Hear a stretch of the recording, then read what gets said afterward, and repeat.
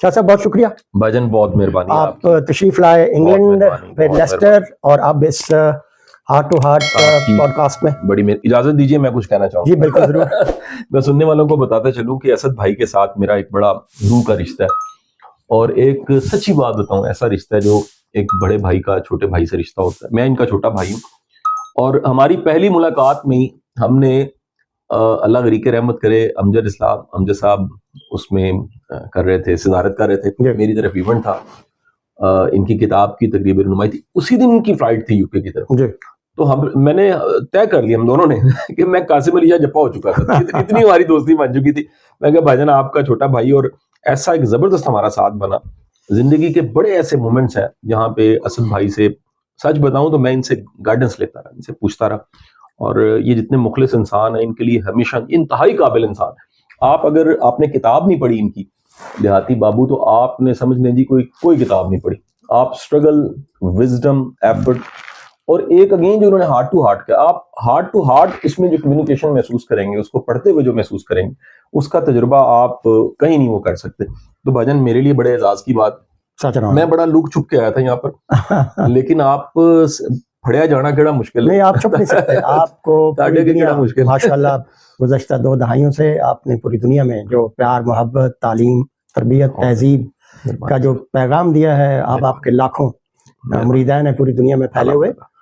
تو ہم گفتگو کا آغاز کر لیتے ہیں. میں اپنے ناظرین کے لیے پہلا جو نقطہ آغاز ہے اس پوڈ کاسٹ کا وہ یہاں سے کروں گا کہ یہ قاسم علی شاہ جس کو ساری دنیا اب جانتی ہے اور لاکھوں آپ کے دیوانے اور پروانے ہیں، یہ قاسم علی شاہ ایک سکسیس سٹوری ہے، اور ہر سکسیس سٹوری کو میں سمجھتا ہوں کہ وہ ایک خواب کی تعبیر ہوتی ہے. لوگ عام طور پہ اس تصویر کے روشن پہلو سے انسپائر ہوتے ہیں، امپریس ہوتے ہیں، اور آٹوگراف، سیلفی کا کلچر ہے آٹوگراف کی جگہ پہ.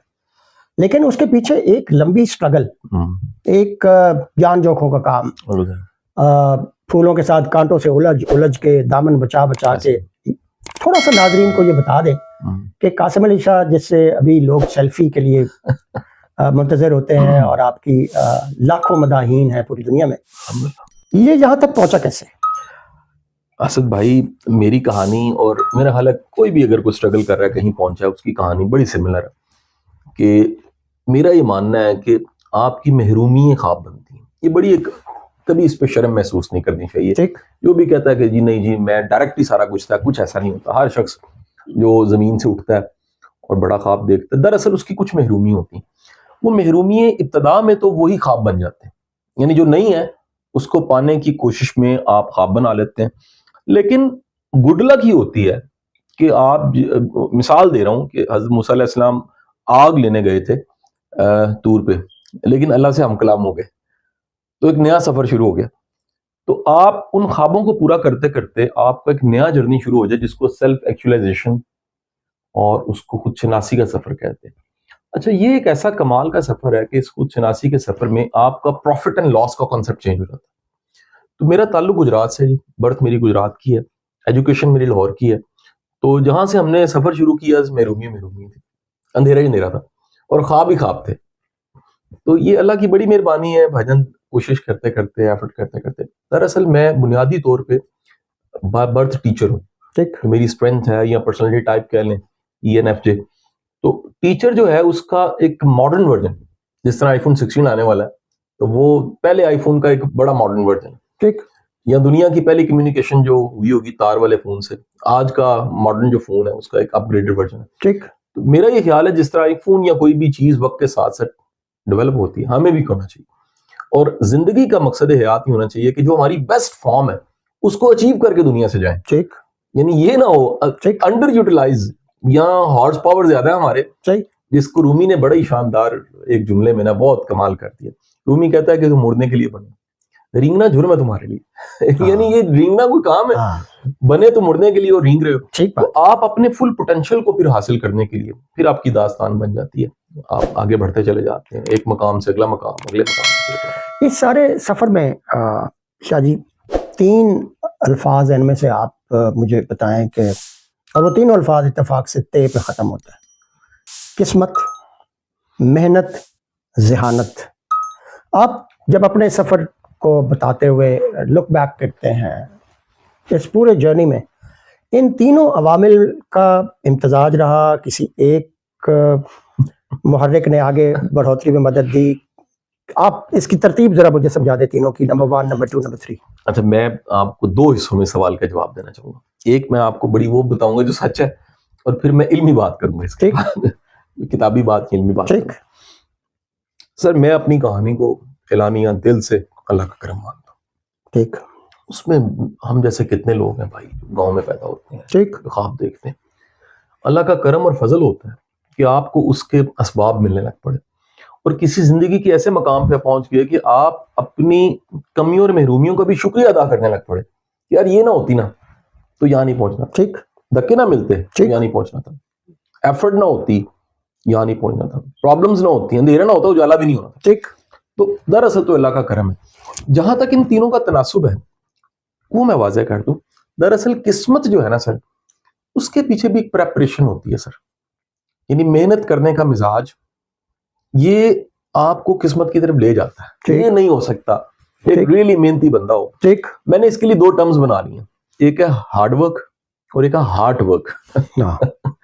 یہ دونوں کا کمبینیشن چاہیے۔ ٹھیک، یعنی آپ ہارڈ ورک کر رہے ہیں لیکن وہ کام پسند نہیں ہے، پھر مزدور ہو گیا۔ ٹھیک، میں دعوے سے کہتا ہوں اگر کوئی انٹرویو اٹھاتا ہے نا اور اس کو اس کام سے محبت عشق ہے، وہ اس کے نیکسٹ لیول پہ چلا جائے گا۔ یہ آربٹ جو چینج ہوتا ہے نا لائف میں، پروفیشن کو پیشن بنا لیں سر اگر ہارڈ ورک ہے اور ہارٹ ورک ہے، اس میں آپ نے دل اور روح شامل کر دی ہے، تو اس میں کوئی دوسری رائے نہیں۔ اب قرآن پاک کی جو آیت ہے نا سورہ نجم کی، جس میں اللہ وعدہ کرتا ہے کہ انسان کے لیے وہی کچھ ہے جس کی وہ صحیح کرتا ہے، کوشش کا ورڈ نہیں ہے، وہ صحیح کا ورڈ انگلش میں قریب اس کا معنی ہے strive, it's not the struggle. ٹھیک، اسٹرائیو بڑی ایک ہائی ڈگری کی چیز ہے، یعنی تن من دن لگا دینا، اپنا آپ مکمل اس میں لگا دینا، تو محنت ہی قسمت کو ایکٹیو کر دیتی ہے۔ باقی سر دیکھیں ایک قدرت کا نظام ہے، اس میں 2 دائرے ہیں، اختیار کا دائرہ ہے، قسمت کا دائرہ ہے۔ یہ دائرے ان کا تناسب بدلتا رہتا ہے، کبھی کبھی پورا اختیار ہوتا ہے، اس وقت یہ قسمت ہوتی ہے۔ ٹھیک، یہ بڑی امپورٹنٹ چیز ہے، سمجھنے والا نقطہ یہ کہ جس وقت لگتا ہے پورا اختیار ہے، دراصل اس وقت قسمت یہ قسمت۔ تو جس وقت اختیار کا دائرہ چھنتا ہے یا چھوٹا ہونا شروع ہوتا ہے یا بے بسی جسے آپ کہتے ہیں، تو وہ جبر ہو گیا نا۔ جبر و قدر ہے ہی مطلب یہ کہ کہاں اختیار ہے، قدرت ہے کہاں، ان 2 دائروں کے ساتھ ہے۔ اچھا، اللہ مہربان اگر ہونا تو سر پھر جہاں جبر بھی ہوتا ہے نا اس میں بھی اب راضی ہوتے ہیں۔ آپ کہتے ہیں اس میں کوئی نہ کوئی حکمت ضرور ہے، اگر مجھے سمجھ نہیں آ رہا تو کیسے ہو سکتا ہے، وہ اتنا مہربان رب، وہ ایک رحیم کریم رب ہے، کیسے ہو سکتا ہے کہ مجھے اگر پین ہو رہی ہے تو اس کے پیچھے کوئی پازیٹیو چیز نہ ہو۔ اس لیے میں زندگی کو تو ہمیشہ پلس لیتا ہوں، ہر چیز پلس ہے۔ جہاں تک سر ذہانت کا تعلق رہ گیا، ذہانت دنیا میں کوئی چیز نہیں ہے سر۔ اب وقت کے ساتھ ساتھ ذہانت کی ڈیفینیشن بدلی ہے۔ وہ کام جو آپ کر رہے ہیں، آپ اس کی پریکٹس کرنے لگ پڑے ہیں، آپ اس میں ہنرمند ہو گئے ہیں، آپ اس میں قابل ہو گئے ہیں، یہی ذہانت ہے۔ دنیا کے بڑے بڑے قابل لوگ، ذہین لوگ بغیر پریکٹس کے مر گئے ہیں۔ بالکل ٹھیک، میوزک والے اس کو ریاض کہتے ہیں، ریاض، بالکل ٹھیک، پا ریاض نہیں ہے، ریاض ہے، ریاضت، ریاضت جو ہے نا، ریاضت، اور یہ ریاض اتنی کمال کی چیز ہے، او ہو، یعنی ریاض میں سمجھتا ہوں اس پریکٹس یہ ارشد ندیم اپنا ریاض ہی کرتا رہا 12 سال، کمال کی مثال ہے، اور ہر کامیابی کی کہانی۔ اچھا، اس پہ بڑا لکھا گیا جی، اور ماڈرن جو لٹریچر ہے اس میں سب سے اچھی کتاب جو آؤٹ لائر ہے میلکم گلیڈویل کی، ون آف دی فائنسٹ بک۔ وہ کہتے ہیں 10,000 گھنٹے پورے کرنے ہیں، وہ جس نے بھی کر لیے، وہ اسد طاہر جپا صاحب نے کر لیے، وہ عام کمشنر نہیں رہیں گے، ٹھیک، وہ قاسم علی شاہ ٹیوشن پڑھانے والا ٹیچر کرے گا، وہ عام ٹیچر نہیں رہے گا۔ ٹھیک، 10,000 گھنٹے خالص، again it's effort, hard work and heart work, it's not, اور اس کو لے جانا نقطہ کمال۔ بڑے لوگ کہتے ہیں، میں جب پڑھاتا ہوں نا، وہ کہتے ہیں یار ہم ریٹائر ہونے لگے ہیں، 32 سال دے دیے ہیں، 10,000 گھنٹے تو 3 سال بنتے ہیں۔ ٹھیک، مثال ہے، آپ کیسے کہتے ہیں؟ میں کہتا ہوں جی آپ نے ہارڈ ورک کیا ہے، ہارڈ ورک نہیں کیا۔ ہارڈ ورک کرنے والا خود بخود نیکسٹ لیول پہ چلا جاتا ہے، پیشن نہیں کھڑا کیا۔ وہ ہارڈ ورک میں اتنی طاقت ہے کہ سر آپ کے لیے پھر پرابلم نہیں رہتی، آپ اس پرابلم کو انجوائے کرتے ہیں، آپ اسٹرگل کو انجوائے کرنے لگ پڑتے ہیں۔